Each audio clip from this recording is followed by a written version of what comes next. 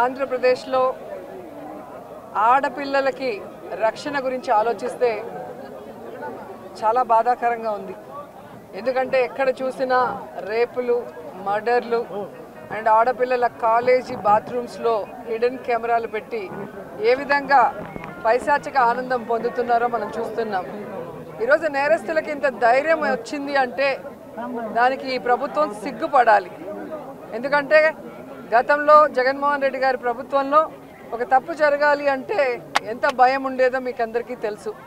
So ఎవరైనా కూడా దిశ యాప్ని యూజ్ చేయకుండా ఏదైనా అఘాయిత్యానికి అమ్మాయి లోబడితే 24 గంటల లోపల నేరస్తుల్ని అరెస్ట్ చేసి వారిని శిక్షించే విధంగా చట్టాలని కఠినతరం చేశారు. కాబట్టే ఆ రోజుల్లో ముచ్చుమరి లాంటి ఘటనలు జరగటం అనేది మనం చూసుండం. నిజంగా చాలా బాధాకరం. ఒక 9 ఏళ్ల అమ్మాయిని రేప్ చేసి చంపేసి ముక్కలు ముక్కలు చేసేశారు. 60 రోజులు అవుతున్న అమ్మాయి శవాన్ని కూడా ఇంతవరకు తీసుకురాలేకపోయారు.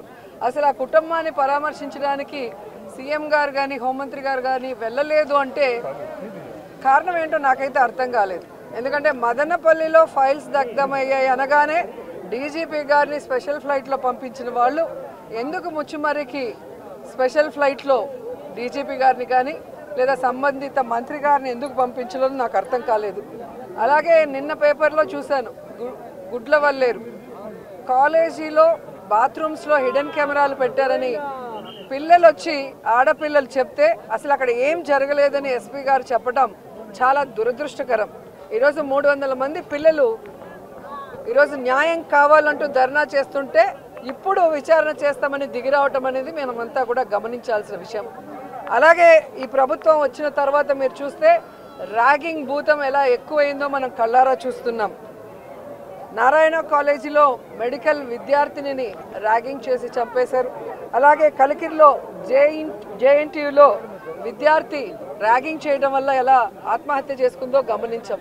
అంటే గత 5 సంవత్సరాలు లేని ర్యాగింగ్ భూతం మళ్ళీ ఈ ప్రభుత్వం వచ్చాక ఎలా పిల్లల ప్రాణాలు తీస్తుందో మనం గమనించాల్సిన విషయం.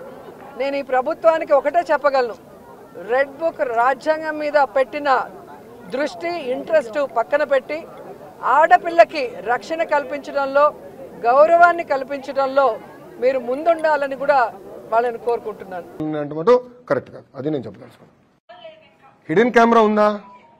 కెమెరా చూపించు, కెమెరా చూపించు తమ్ముడు, కెమెరా చూపించు, చూపించు సాయి, కెమెరా చూపించు. షో మీద కెమెరా సాయి. లైట్ బల్బ్ పట్టుకునేది హిడెన్ కెమెరా అంటే ఎట్లా సాయి నువ్వు? Boss very simple. ఒక్క నిమిషం, కావాలని డైవర్ట్ చేస్తున్నాడు. I want answer the question. కావాలని అడిగాడు, నేను సమాధానం చెప్తాను. వాళ్ళలాగా పారిపోయే బ్యాచ్ కాదు, వాళ్ళలాగా పరదాలు కట్టుకుని తిరిగే బ్యాచ్ నేను కాదు, వాళ్ళలాగా పరదాలు కట్టుకుని తిరిగే బ్యాచ్ కాదు, వాళ్ళలాగా పారిపోయే బ్యాచ్లు కాదు, వాళ్ళలాగా దుష్ప్రచారం చేసి పారిపోం. సొంత బాబాయిని లేపేసి మా పైన ఆరోపణలు చేశారు. హిడెన్ కెమెరా ఇప్పుడు వాళ్ళకి కావాలని ఆరోపణలు చేస్తున్నారు. ఎక్కడుంది హిడెన్ కెమెరా? Straight question. ఎవరొకరు నాకు చూపించండి hidden camera, then I will take action. No questions on it, straight. అరే లైట్ బల్బ్ పట్టుకుని హిడెన్ కెమెరా దాంట్లో ఉందంటే ఎట్లా స్వామి? అండ్ దాన్ని కావాలని కొంతమంది మీడియా అవుట్లెట్లు కావాలని దుష్ప్రచారం చేస్తున్నారు. నేను దాన్ని ఖండిస్తున్నా. వాస్తవాలు తెలుసుకోండి. I will stand for it. I will take action. ఎందుకు తీసుకోనండి?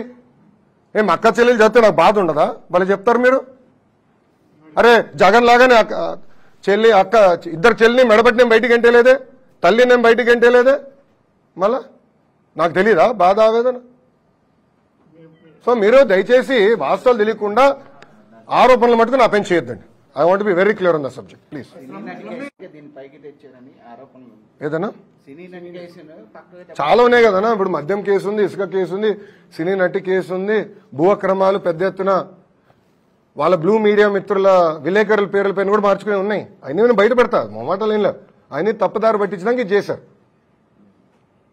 నేను నేషనల్ మీడియాతో కూడా అడిగా, ఇప్పుడు మీరు హిడెన్ కెమెరా అన్నారు, ఎక్కడొచ్చిందంటే లేదు అక్కడ ఎవరు ఇచ్చారు అంటే వైకాపాలు పంపించారు, దొరికిపోయింది, ఏదో అయిపోయిందని. ఎక్కడుందంటే ఎక్కడ ఎవరు తెలియదు, కెమెరా ఎక్కడుందో ఎవరు తెలియదు.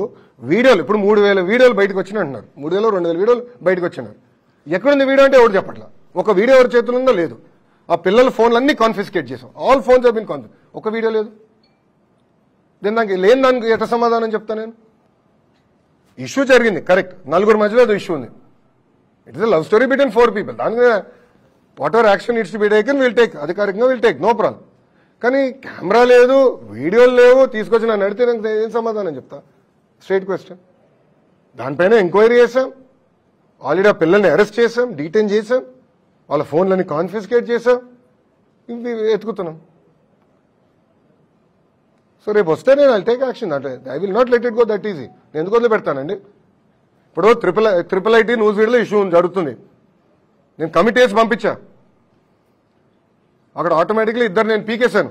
వాళ్ళు ఎవరు? వైకాపాలు పెట్టిన మనుషులు, తెలుసా మీకు? అది మీ బ్లూ మీడియా వాళ్ళ మనుషులే, వాళ్ళు పెట్టారు. రేపు వాళ్ళందరూ నేను జైలుకి పంపిస్తాను, చూడండి. You wait and watch. పిల్లల ఆరోగ్యంతో ఎవరైతే చెలగాటాడో వాళ్ళందరూ జైలుకి వెళ్తారు. You wait and watch. నేను ఎందుకు వదిలి పెడతాను అంత ఈజీగా?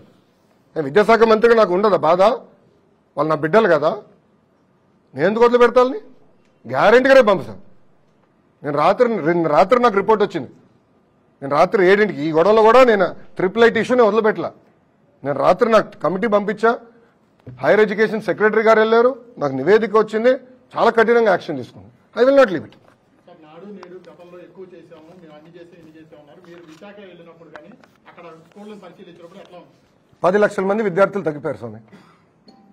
గత ప్రభుత్వం చేతగాంతనం వల్ల 5 సంవత్సరాల్లో 45 లక్షల మంది విద్యార్థుల నుంచి ఈరోజు 35 లక్షలు పడిపోయింది.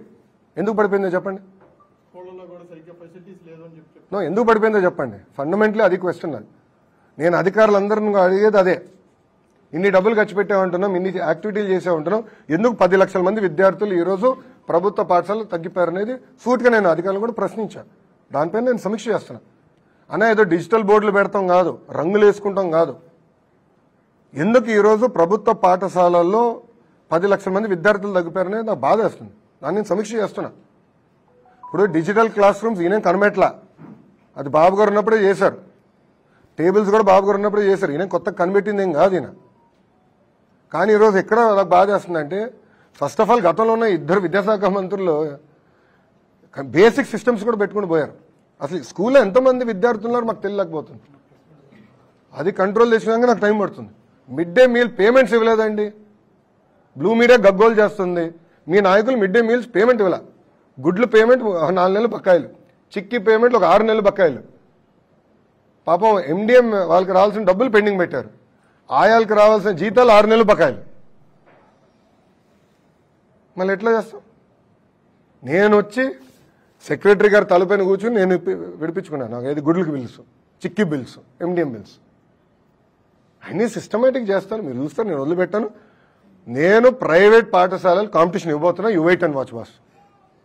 మీరు ఎట్లయితే చెడగొట్టారో దాన్ని నేను సెట్ చేసే బాధ్యత నేను తీసుకుంటాను. మీరు చూడండి. Next question. No question sir, చెప్పండి.